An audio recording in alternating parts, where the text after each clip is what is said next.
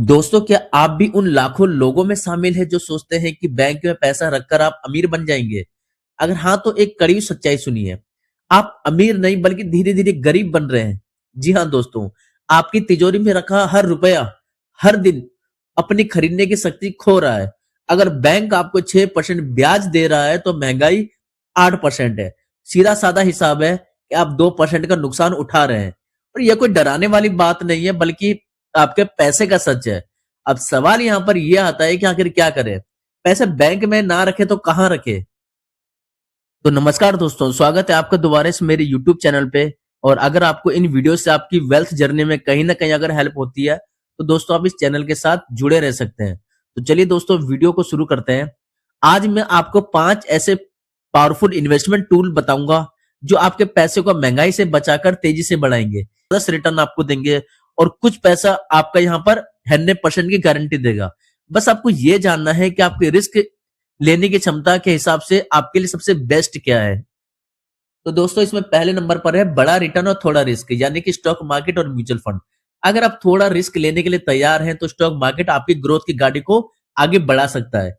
यानी कि जब आप किसी कंपनी का शेयर खरीदते हैं तो आप उसके बिजनेस में हिस्सेदार बनते हैं। जैसे जैसे कंपनी ग्रो करती है वैसे वैसे आपका पैसा भी बढ़ता है। फॉर एग्जाम्पल कि आपने 10 साल पहले 10,000 रुपए किसी बड़ी आईटी कंपनी के शेयर्स में लगाए होते, आज उसके पैसे की वैल्यू लाखों में होती। यानी कि अच्छे स्टॉक्स ने 12 से 15% का एक सालाना रिटर्न आपको दिया है, जो बैंक से 2 गुना या 3 गुना है। अब आपके लिए क्या है दोस्तों, अब आपको यहाँ पर डिसाइड करना है। पहले नंबर पर आता है या तो डायरेक्टली आप स्टॉक खरीदते हैं, जिससे हम डायरेक्ट इक्विटी कहते हैं। अगर आपको रिसर्च करना पसंद है, आप मार्केट को ट्रैक करते हैं, सीधे शेयर्स खरीद सकते हैं। दूसरे नंबर पर थोड़े सेफ इन्वेस्टमेंट यानी म्यूचुअल फंड। अगर आप नए हैं तो म्यूचुअल फंड आपके लिए सेफ तरीका है। यहाँ आपका पैसा एक्सपर्ट यहाँ पे डिसाइड ये करना है कि आप डायरेक्ट इक्विटी लेते हैं या म्यूचुअल फंड लेते हैं। अब इसमें दूसरे नंबर पर आता है प्रॉपर्टी यानी कि रियल एस्टेट। रियल एस्टेट यानी कि प्रॉपर्टी एक ऐसा एसेट है जिसकी वैल्यू अक्सर समय के साथ बढ़ती रहती है। इसे सदियों से अमीरी की एक निशानी माना जाता है। और आपको बता दूं कि ये जो इन्वेस्टमेंट है ये आपकी एक ड्यूल इनकम बना देता है। यानी कि अगर मैं इसकी वैल्यू ग्रोथ की बात करूं तो प्रॉपर्टी की जो कीमत है वो हमेशा हर साल बढ़ती रहती है। रेंटल इनकम आपको इससे मिलता है। फॉर एग्जाम्पल, आपने 15 साल पहले किसी बढ़ते हुए शहर की आबादी में आपने एक प्लॉट खरीदा। आज हो सकता है कि उसकी कीमत 10 गुना से ज्यादा हो गई हो। अब आपके लिए क्या यहाँ पर डिपेंड करता है। पहला, अगर आप सीधी जो है प्रॉपर्टी खरीदते हैं, यानी कि आपके पास अगर बड़ा बजट है तो आप रेसिडेंशियल या फिर एक कॉमर्शियल प्रॉपर्टी ले सकते हैं कि एक इससे क्या होगा कि आपकी एक रियल एस्टेट की एक एसेट बन जाएगी।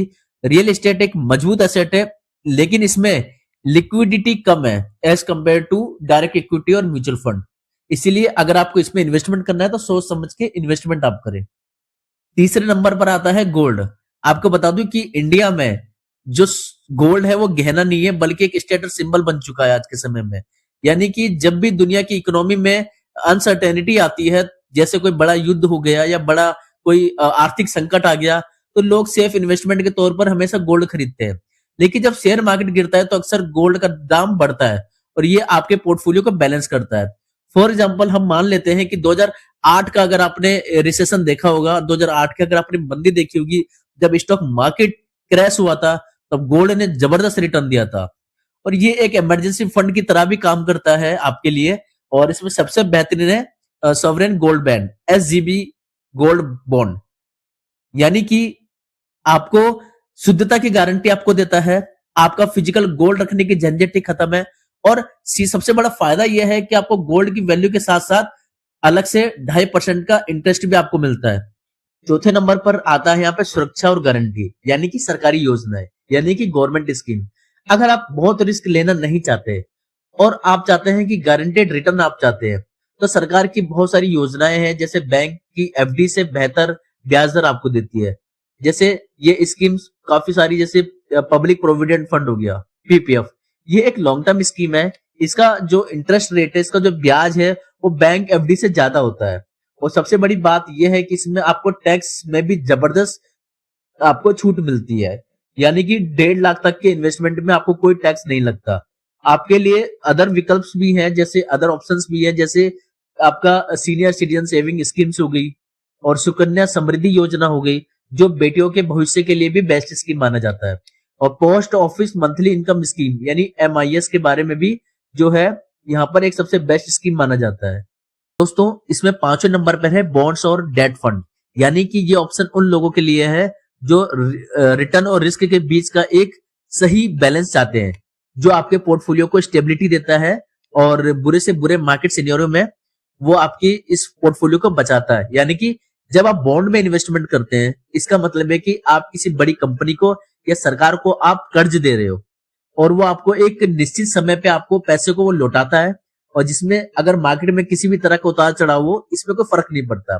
फर्क इन्वेस्टमेंट माना जाता है, यानी कि सबसे आसान तरीका माना जाता है। यहाँ पर फंड मैनेजर्स आपका पैसा अलग अलग सरकारी और कॉर्पोरेट बॉन्ड में लगाते हैं, यानी कि ये इसमें लिक्विडिटी ज्यादा होती है, FD से ज्यादा रिटर्न्स आपको मिलते हैं और टैक्स एफिशिएंट भी होता है।